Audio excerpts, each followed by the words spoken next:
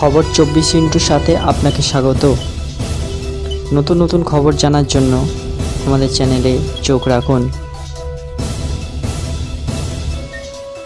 নমস্কার দর্শক বন্ধুরা, স্বাগত আমাদের এই চ্যানেলে।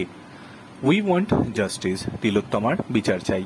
গোটা রাজ্য যখন গমগম করছে জনতার এই গর্জনে, ঠিক তখনই এক মেয়ের বিচার চাইতে গিয়ে আক্রান্ত আরও এক মেয়ে। অভিযোগ, মদ্যপ অবস্থায় একদল যুবক প্রতিবাদ কর্মসূচিতে যাওয়া এক নাবালিকার হাতের মাইক কেড়ে নেয়, হাত মুচড়ে দেয় বলে অভিযোগ।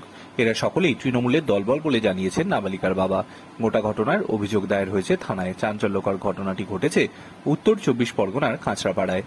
আহত নাবালিকার নাম মৌ সরকার। সে কাঁচরাপাড়া সারদা দেবী উচ্চ বিদ্যালয়ের একাদশ শ্রেণীর ছাত্রী। বর্তমানে সে কল্যাণী জওহরলাল নেহেরু হাসপাতালে চিকিৎসাধীন। জানা যাচ্ছে, গতকাল রাত্রিবেলা কাঁচরাপাড়ার সকল মহিলা বিন্দু গান্ধী মূর্তির পাদদেশে রাত দখলের কর্মসূচি চলছিল। ওই কর্মসূচির নেতৃত্ব দিচ্ছিলেন মৌ।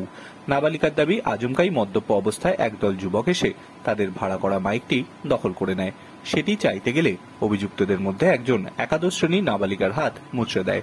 অভিযোগ, তাকে ঘুষিও মারা হয়, এমনকি তার পরিবার হুমকি দেওয়া হয়। গোটা ঘটনায় আতঙ্কিত ছাত্রীর পরিবার। পরবর্তীকালে ওই ছাত্রীর পরিবার থানায় অভিযোগ দায়ের করে। আক্রান্ত ছাত্রী বলে, আমি ওদের পরিচয় জানি না, হঠাৎ করে সে মাইক কেড়ে নেয়। আমি সেই মাইক চাইতে গেলে আমায় ঘিরে ধরে। ওরা সকলেই মদ্যপ অবস্থায় ছিল।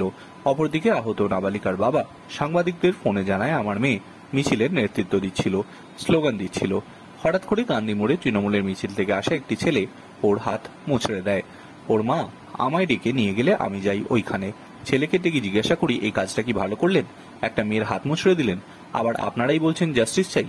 সঙ্গে সঙ্গে আমায় মারতে এলো। যদি এই ঘটনায় তৃণমূলের কোনো প্রতিক্রিয়া পাওয়া যায়নি। Bureau report.